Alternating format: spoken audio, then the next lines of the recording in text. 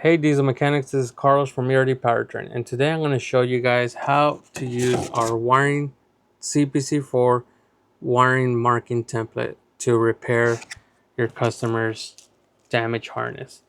As you may know, they've been stealing the CPC4 and taking the 4 connectors with them, leaving the customer with a bundle of wire. These bundle of wires have markings on them, but due to lack of documentation out there, it was difficult for truck drivers or mechanics to figure out where each of these wires goes back into the connectors to get their truck driver or their customer up and running. We have developed this template that allows you to repair this issue that is happening across the United States. So by using this template, I'm going to show you guys how to splice a wire, and using our repair kit that we developed. We sell this on our website. You can buy this online. It comes with 4 connectors. It comes with the 4 original connectors. You can see.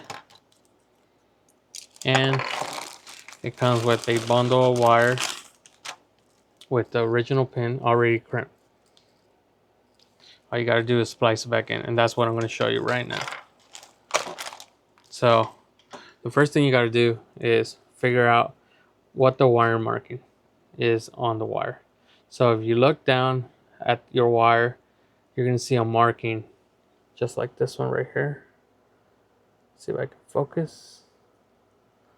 But if I can't focus, it says 439C. If you don't see this marking here, you can look down further down the wire and you'll find it, because they're marked every 3 inches. You can see there's that number right there. Hopefully you can see it. This wire marking says 439C. Once you figure that out, you go to the chart and you look under where it says wire markings, and here's 439C is the first one right here. 439C says it's a main battery 12 volts, and we have it here. It goes on the gray connector. Where in the gray connector? It says connector 2, which gray is connector 2, and it goes on cavity 1. And sometimes we have the wiring colors, but not all the time, because some of the colors are the same. And the most common one on these CPC4 harnesses, they're all pretty much gray. So 439C goes on connector 2, cavity 1. So what you do is you grab a wire from the kit that we sell on our website. You grab the connector that it says gray, and you look for cavity 1. As you can see, cavity 1 is on this side right here. It should be the top. It goes 1, 2, 3, and then goes up 4, 5, 6, and it goes all the way across, all the way to 18. So if you already know the first wire you're gonna splice, you can put your fresh new pin on cavity 1. So we're going to put that right now, and then what you do is you grab your pin and you push it right there until you hear a click. There we go. Now it's in there. As you can see, you can give it a quick tug, so that way you know for sure it's in there. And then what you do is you grab that wire and you strip this wire about 5 millimeters. I'm going to use this automatic wire stripper, just like that. And then you grab the wire. Pretend this is not here, but you have a bundle of wire. You're going to grab that circuit, the wire marking that you figured out, and you're going to strip that. You're going to strip that just like that. And then you're going to grab a butt connector. I want to use this pink one right here. It says 18 gauge, up to 18 gauge, which most of these wires are 18 gauge. So you're going to push this wire into the 18 gauge butt connector, just right there. And then you pull the wire that you insert to the new connector, push it through, make sure you twist them, push it through, and then you grab your crimper, a ratchet crimper or anything you can use for crimping, and you're going to put this in the red slot just like that, and you're going to crimp until the ratchet releases just like that.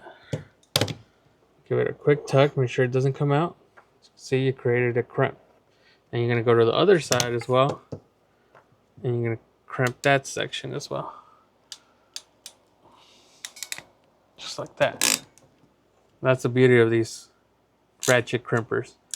You know for a fact that you made a good crimp once they release. You can see I'm pulling on both sides. This crimp is not coming out. Now you have terminated a brand new piece of wire with a brand new pin and a connector. So now after this, these are heat shrink butt connectors. And what you do with this is you grab your heat gun, turn it on, and you heat up the section. Make sure you get it everywhere until that sleeve shrinks to the size of the wire. These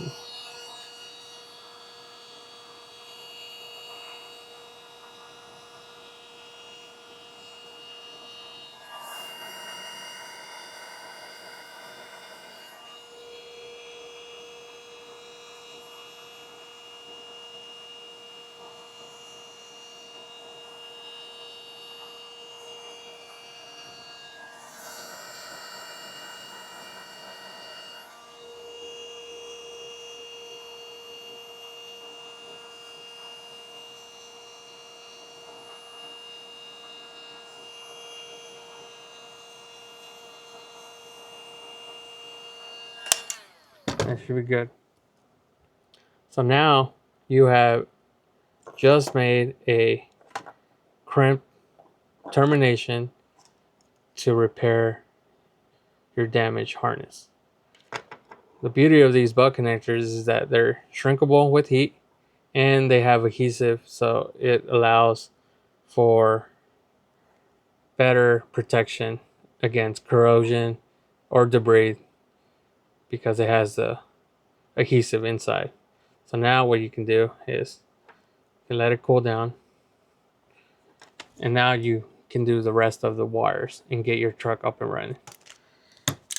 You can find this template on our website at erdpowertrain.com/accessories. You can find also the repair kit that comes with the 4 connectors on our website. And soon we're going to have tools that you can purchase. The tools that I use, like this one. This one is to remove the pin out of the connectors. If sometimes what happens is that you can reuse the pins that are located in the harness if they didn't steal all 4 connectors. We're going to have those available. But you can find everything here on our website at ERD Powertrain. Remember, stay connected. And if you like content like this, give it a like and share this video so other people can see it. And remember, stay connected with the ERD Powertrain. Catch you later.